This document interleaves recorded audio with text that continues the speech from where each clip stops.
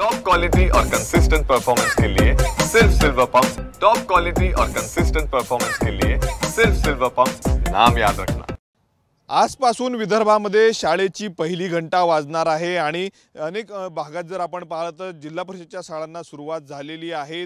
आजपासून शाळा सुरू झालेल्या आहेत, त्यामुळे विद्यार्थ्यांमध्ये हर्ष उल्हासाचं वातावरण आहे। पण दुसरीकडे जर आपण पाहिलं ज्या काही विदर्भातल्या खाजगी शैक्षणिक शिक्षण संस्था या शाळा ज्या आहेत त्या खाजगी शिक्षण संस्थेच्या शाळा मात्र आज बंद आहेत। शिक्षक संपावर आहे, उद्यापासून त्या शाळा सुरू होणार आणि त्यामुळे विद्यार्थ्यांचा जर आपण पाहिलं तर पहिल्याच दिवशी हिरमोड होत आहेत। अनेक विद्यार्थी आज शाळांमध्ये आलेले आहे, परंतु शिक्षकांच्या ज्या काही मागण्या आहेत त्या मागण्यामुळे आज शिक्षकांनी शाळा बंद ठेवून जे आहे ते सरकारच्या शासनाचा निषेध केलेला आहे। आपण दृश्यांमध्ये बघू शकतो एका मी खाजगी शिक्षण संस्थेच्या शाळेमध्ये या ठिकाणी आलेलो आहोत। सकाळची वेळ आहे आणि विद्यार्थी देखील आलेले आहेत, परंतु विद्यार्थी जर आपण पाहिलं तर वापस जात आहे, कारण शाळा ज्या आहेत त्या बंद आहेत। विद्यार्थ्यांसोबत दुसरीकडे आपण पाहिलं तर शिक्षकांच्या अनेक मागण्या आहेत। खाजगी शिक्षण संस्थांच्या ज्या काही विविध योजना आहेत त्या अंतर्गत जवळपास 2400 कोटी रुपये शासनाकडे थकीत आहे। सोबतच वेगवेगळ्या ज्या काही मागण्या आहेत त्यामुळे शिक्षक संपावर आहे, त्यामुळे शाळा त्यांनी उघडलेल्या नाही, त्यामुळे विद्यार्थ्यांना वापस जावं लागतं। आपल्यासोबत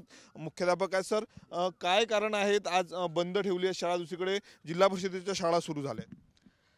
आज प्रवेशारंभाचा पहिला दिवस होता, पण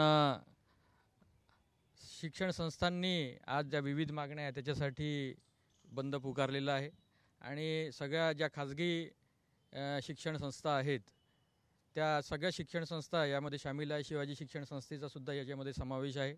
त्या अनुषंगाने वरून आदेश आम्हाला मिळाल्यामुळे, निर्देश मिळाल्यामुळे आज या ठिकाणी प्रवेशोत्सव असतानासुद्धा आज शाळा बंद ठेवण्यात येत आहे। एकूण किती शाळा अमरावती जिल्ह्यातल्या खाजगी शिक्षण संस्थांच्या बंद आणि विदर्भातला हा आकडा किती असू शकतो? साधारणतः पूर्ण जिल्ह्यामध्ये 500च्या जवळजवळ खाजगी शिक्षण संस्था आहेत। त्यातल्या बहुतांशी शाळा या संपामध्ये बहुतेक सहभागी आहेत। नक्कीच आपण बघू शकतो 500 जवळपास शाळा आहेत खाजगी शिक्षण संस्थांच्या, त्या जिल्ह्यातल्या बंद आहे। विद्यार्थी आपल्या सोबत आहे। आजच्या शाळेचा पहिला दिवस आहे आणि शाळा बंद आहे। आजचा शाळेचा पहिला दिवस आहे, अजून आमची शाळा बंद आहे। काय वाटते आज पहिला दिवस आहे, तू हर्ष उल्हासाने शाळेमध्ये आला तर तुला शाळा आता बंद दिसत आहे? आम्हाला आलो पण बंद आहे तर मग कुठल्या वर्गात आहे तू? 6वी।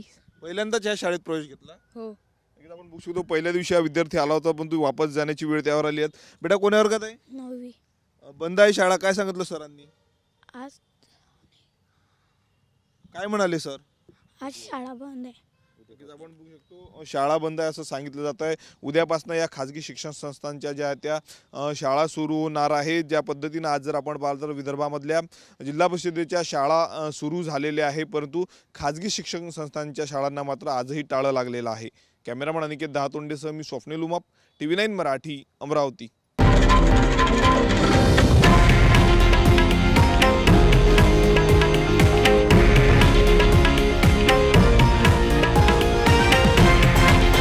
हे आहे देशातील नंबर 1 न्यूज नेटवर्क आणि आपण पाहत आहात TV9 मराठी, एकमेव।